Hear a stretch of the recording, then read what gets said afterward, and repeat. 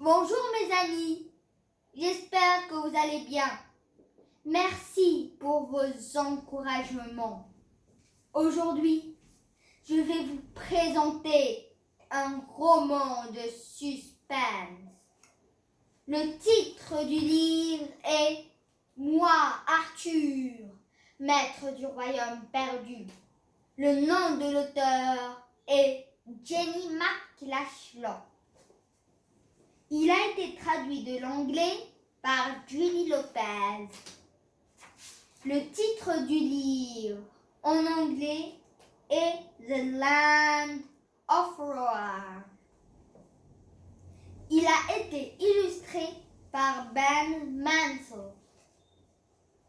Le nom de notre héros est Arthur. Il a une sœur jumelle qui s'appelle Rose.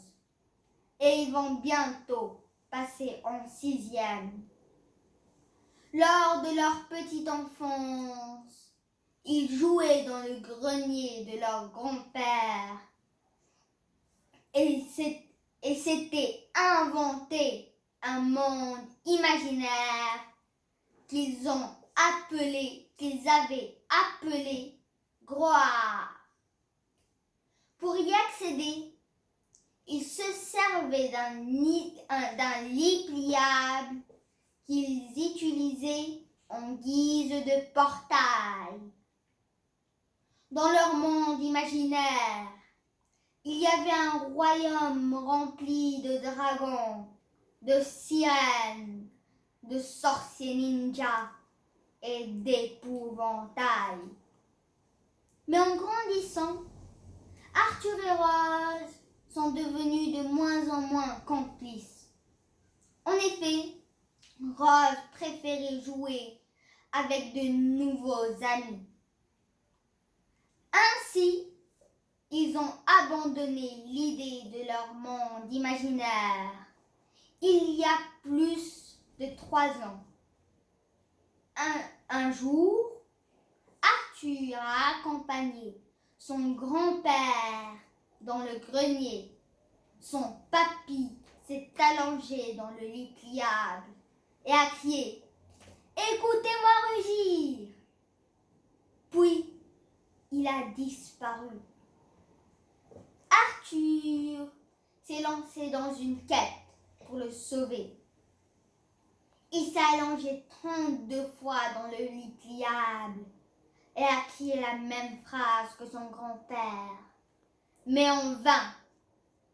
Sa sœur lui a dit un « ha » sur un ton sarcastique. Et il lui a dit qu'il faut visionner, croire le monde imaginaire pour y rentrer. Lors de sa 33e tentative, il a réussi à accéder dans son monde imaginaire qui s'est avéré bien réel. Il a retrouvé son ami Soninja, c'est un sorcier ninja et on le surnomme Sony, et bien entendu ses pires ennemis, notamment Crowkey. Et Crowkey, c'est un épouvantail corbeau et son armée. Pour sauver le grand-père d'Arthur, notre héros et son ami ont pris d'assaut la base ennemie. Leur tentative a été vouée à l'échec. Mais ils ne doivent leur vie qu'à Rose, qui a fini par les rejoindre à dos de dragon. Nos 3 héros sont allés chez Sissière. C'est une sirène sorcière et on la surnomme Sissi. Puis chez des filles guerrières cette fois-ci pour faire une nouvelle attaque contre la base ennemie. Vont-ils réussir à sauver leur grand-père et à vaincre leur ennemi Crowkey? Je ne vous raconterai pas plus de détails. Je vous laisse le plaisir de découvrir l'histoire en lisant ce merveilleux roman. Voilà. Maintenant, j'ai choisi une philofable pour vous. C'est une philofable très importante. L'écho de nos paroles.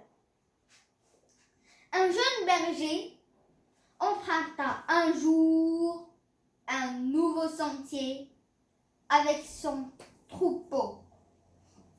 Il lui sembla alors entendre le bruit de sonnaille d'un autre troupeau.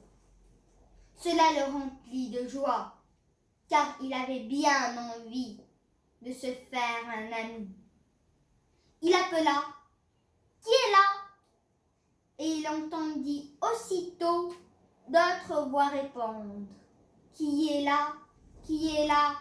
Qui est là ?» Il y avait donc d'autres bergers comme lui dans la vallée. Il s'écria alors « Où êtes-vous?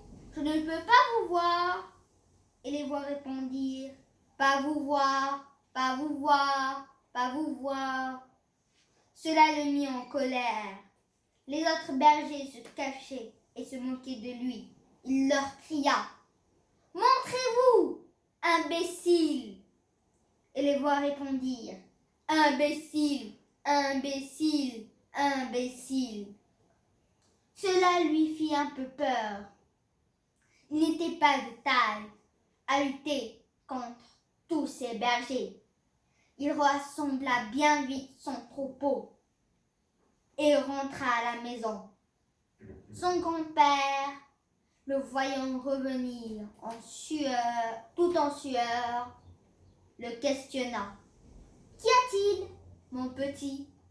On dirait que tu as vu le diable dans la vallée. » Le jeune garçon lui raconta sa mésaventure. Il lui parla de tous ces bergers qui se cachaient, prêts à l'attaquer. Le grand-père comprit que l'enfant s'était fait peur tout seul en entendant l'écho de sa propre voix. Et il le rassura. « Ces bergers-là ne te veulent aucun mal. Ils ne te veulent pas de mal. Ils attendent seulement de toi une phrase amicale. Demain, lorsque tu retourneras dans les pâturages, commence par leur dire bonjour. » Le lendemain, lorsqu'il atteignit le fond de la vallée, le jeune berger cria joyeusement « Bonjour !» Et l'écho répondit « Bonjour, bonjour, bonjour !» Il ajouta « Je suis votre ami !» Et l'écho reprit « Ami, ami, ami !» Alors la peur quitta le cœur de l'enfant. Il comprit que chaque fois qu'il disait des paroles gentilles, les voix lui répondaient de même. Et lorsqu'il devint adulte, il garda toujours en mémoire cette leçon. D'après un conte hindouiste, j'ai beaucoup aimé cette philofable. Elle a une signification profonde, un sens enfoui. Il faut creuser pour le savoir. Si l'on va vers les autres, le cœur plein d'agressivité, ils nous répondent avec leur violence. Mais si l'on va vers les autres avec confiance, ils y répondent comme en écho. Le regard qu'on porte sur eux les modifie. L'amour engendre l'amour et la haine engendre la haine. Si vous n'avez jamais fait l'expérience Il est temps d'essayer cette recette de vie. Voilà, merci beaucoup. Au revoir.